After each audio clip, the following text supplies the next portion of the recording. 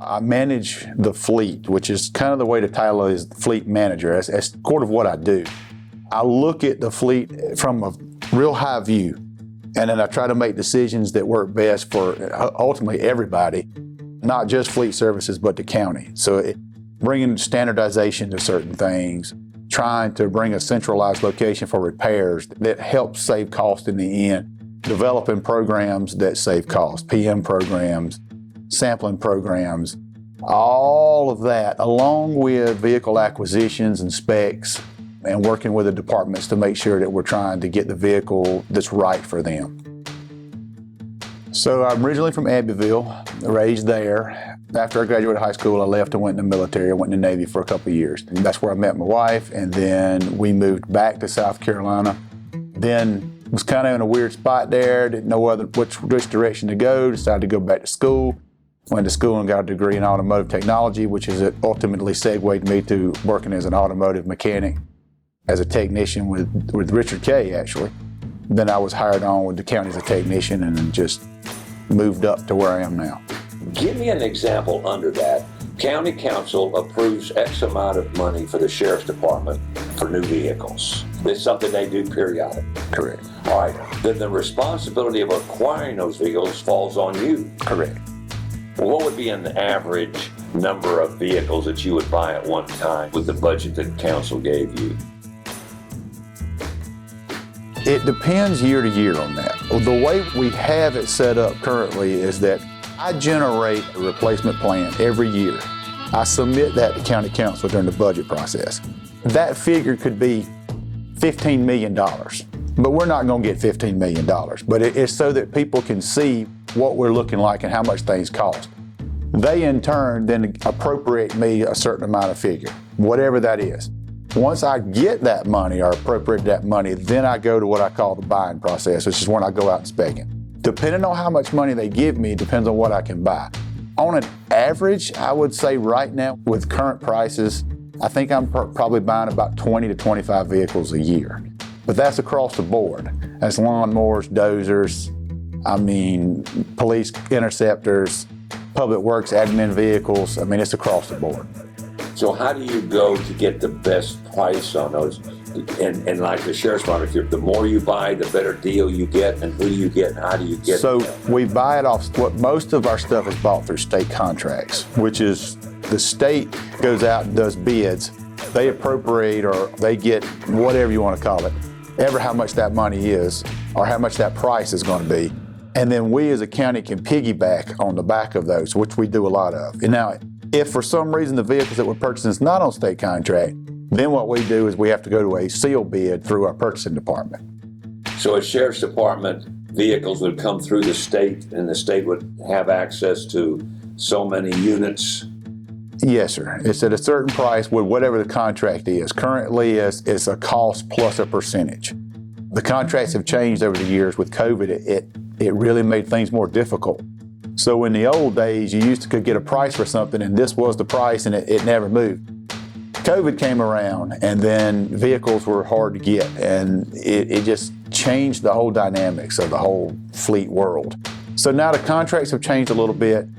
We do pay what I consider a little bit more than what we used to have to pay, but I believe that's just part of the inflation. I think we had like a 15% inflation increase in 1 year, so it's pretty dramatic. Yeah. Most of the time, we've got our vendors that we know are going to respond to us, that we know we've got a good relationship with. But if I push a bid out through purchasing, it actually falls under the umbrella of purchasing to handle that bid. Now, how they go about doing what they do, that's their thing. But for me, what I do is I just do the technical writing of it and kind of let them know what we're looking for and how many we need. And they send the bids out, and once the bids come back, they'll send them back to me. I'll review them, make the recommendation, and then they'll ultimately be awarded. Tell me about moving into this brand new state-of-the-art facility. It is a wonderful thing. So a year ago, about this time, we were at our old location. And back then we had the one at the airport, and we had another location over by the jail. So we was running two facilities, which is a little bit logistical problems. It creates a few things. We worked through it, but luckily they did appropriate, it's about $8 million or so for us to build this location here, which is absolutely phenomenal. We was in such dire need, and if anybody who had ever seen what we was working in would understand it. This was definitely needed for us. So tell me what we have here.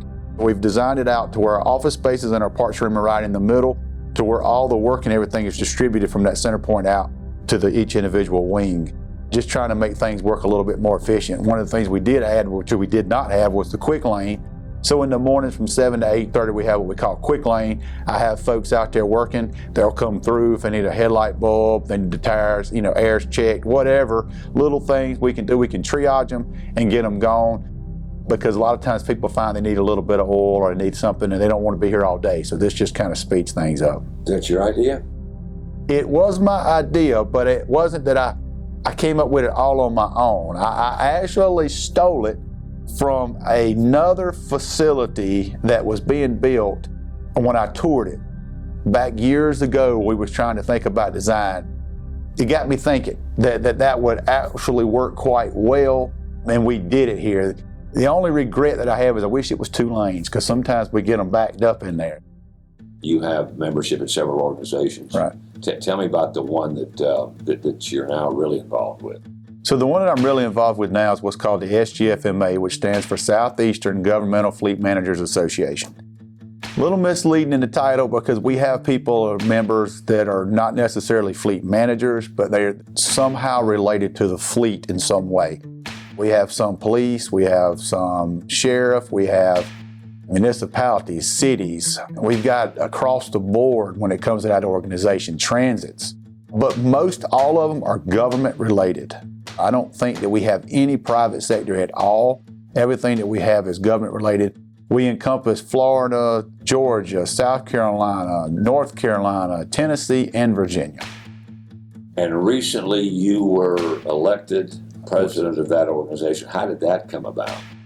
Basically, I was vice president before, so the way it typically works, someone has to nominate you.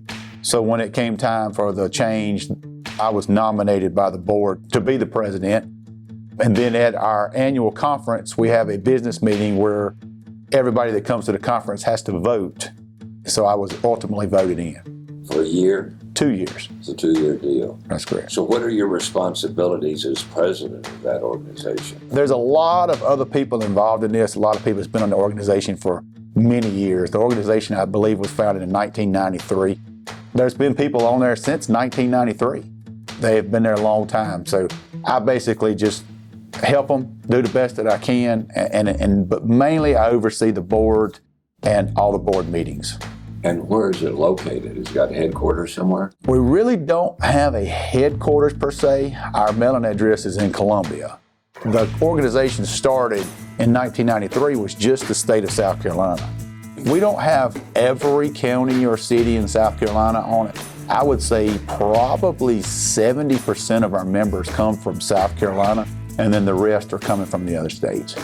And as a member, how do I benefit from being part of your organization? Our biggest thing is because of what we do as a fleet management type role is the networking side of it. When you come on board with us, you come to our conference every year. We do training throughout the year. I'm still the chair of the Professional Development Board, which we provide training throughout the year as well. But the conference is the biggie. We have a really big expo. I think we have by far the best expo in South Carolina when it comes to the shows. We're the cheapest too, which is a biggie because most of these conferences are pretty expensive, but the biggest for us, I think, is just being able to talk to the people that you have the same problems with. Well, we can get together and we can discuss issues. We can discuss financial issues and why we don't get what we need financially, whatever it may be going on, what issues we're dealing with in fleet and vehicles. The other big thing that I like about it is it's got the people that we buy from. So most of all the vendors that we purchase from are at this show.